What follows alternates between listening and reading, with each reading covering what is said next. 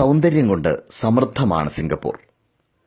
Road വക്കിലെങ്ങും തുല്യ അകലത്തിൽ വരിവരിയായി നട്ടുപിടിപ്പിച്ച വൻമരങ്ങൾ, കാടുകൾ, പുൽമേടുകൾ, പല ആകൃതിയിലുള്ള വലിയ വലിയ കെട്ടിടങ്ങൾ, രണ്ട് കരകളെ കോർത്തിണക്കുന്ന കലാപരമായി നിർമ്മിച്ച മേൽപ്പാലങ്ങൾ, എല്ലാം അതിമനോഹരം.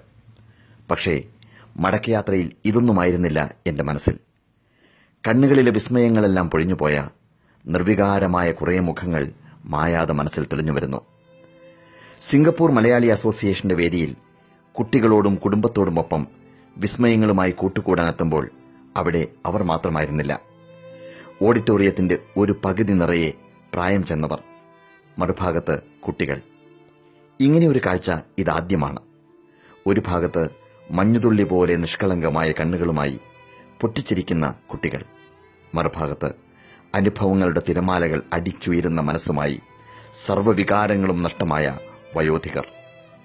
പ്രഭാതത്തിൽ ആകൃഷ്ടരാകുമ്പോൾ നമ്മൾ സായാഹ്നത്തെ മറക്കരുതെന്ന പാഠം പഠിപ്പിക്കാനാവണം ഇങ്ങനെയൊരു സജ്ജീകരണമെന്നാണ് എനിക്ക് തോന്നിയത്. ഒരു കുഞ്ഞായി ഭൂമിയിൽ പിറന്നു വീഴുന്ന നമ്മൾ എപ്പോഴാണ് ബാലനായി മാറുന്നത്? എപ്പോഴാണ് യുവാവാവുന്നത്? എപ്പോഴാണ് വാർദ്ധക്യം ബാധിക്കുന്നത്? ഇതിനൊന്നും ഒരു അതിർത്തി രേഖയില്ല. നമ്മൾ പോലും അറിയാതെ നാം മരണത്തോടടുത്തുകൊണ്ടിരിക്കുന്നു. ഓൾഡ് ഏജ് ഹോമിന്റെ മുറിയിൽ ജനലഴികളിലൂടെ പുറത്തേക്ക് നോക്കി ഒരിക്കലും വരാത്ത മക്കൾക്ക് വേണ്ടിയുള്ള ഏകാന്തമായ കാത്തിരിപ്പാണ് ജീവിതത്തിലെ ഏറ്റവും വലിയ ദുരവസ്ഥ. പരിപാടി തുടങ്ങുന്നതിന് മുമ്പ് ഓരോ കാരണവന്മാരെയും അടുത്തുപോയി പരിചയപ്പെട്ടു. പലരും ഉയർന്ന ഉദ്യോഗത്തിൽ ഇരുന്നവർ, ഡോക്ടർമാർ, എഞ്ചിനീയർമാർ, ബിസിനസ്സുകാർ, പണ്ഡിതന്മാർ. പക്ഷേ എല്ലാ പദവികളും പൊഴിഞ്ഞു പോയിരിക്കുന്നു. ഭാര്യയ്ക്കും ഭർത്താവിനും വരെ മറവി രോഗം ബാധിച്ചവരുണ്ട് ഈ കൂട്ടത്തിൽ. അവർ കാത്തിരിക്കുന്നത് മക്കളെയല്ല, മരണത്തെയാണ്. കാരണം മക്കൾ വരില്ലെന്ന് അവർക്ക് ഉറപ്പുണ്ട്. ജാലവിദ്യകളുടെ ചുരുളഴിക്കുമ്പോൾ കുട്ടികൾ പൊട്ടിച്ചിരിച്ചു, ആർത്തുല്ലസിച്ചു. പക്ഷേ പ്രായം ചെന്ന ആ മാതാപിതാക്കൾ പ്രതികരിച്ചതേയില്ല. ചിലർ ചില ശബ്ദങ്ങൾ ഉണ്ടാക്കിക്കൊണ്ടിരുന്നു. അത് വിസ്മയം കണ്ടതുകൊണ്ടായിരുന്നില്ല, വിരസതയുടെ പ്രതിഫലനമായിരുന്നു. വൈകിട്ട് അസോസിയേഷന്റെ സാരഥി ഉല്ലാസിനോട് ഞാൻ ചോദിച്ചു, ഈ രാജ്യത്ത് എന്തുകൊണ്ട് ഇത്രയധികം ഓൾഡ് ഏജ് ഹോമുകൾ?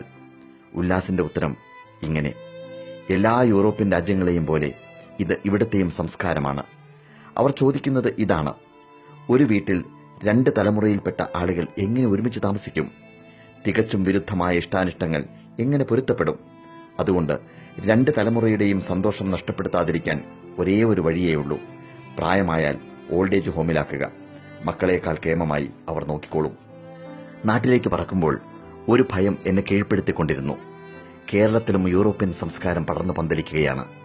സർക്കാരും മതസംഘടനകളും സന്നദ്ധ സംഘടനകളുമെല്ലാം ഓൾഡ് ഏജ് ഹോമുകൾ നിറയ്ക്കുകയാണ്. തലമുറകൾ തമ്മിൽ ആശയസംഘർഷം പെരുകിക്കൊണ്ടിരിക്കുകയാണ്. രോഗങ്ങൾ പ്രായമാവുന്നതിന് മുമ്പ് തന്നെ നമ്മെ വൃദ്ധരാക്കുന്നു. അതെ, ഓരോ പ്രഭാതത്തിന് പിന്നാലെയും ഒരു സായാഹ്നം സമാഗതമാകുമെന്ന് മറക്കാതിരിക്കുന്നതാണ് നമുക്ക് നല്ലത്.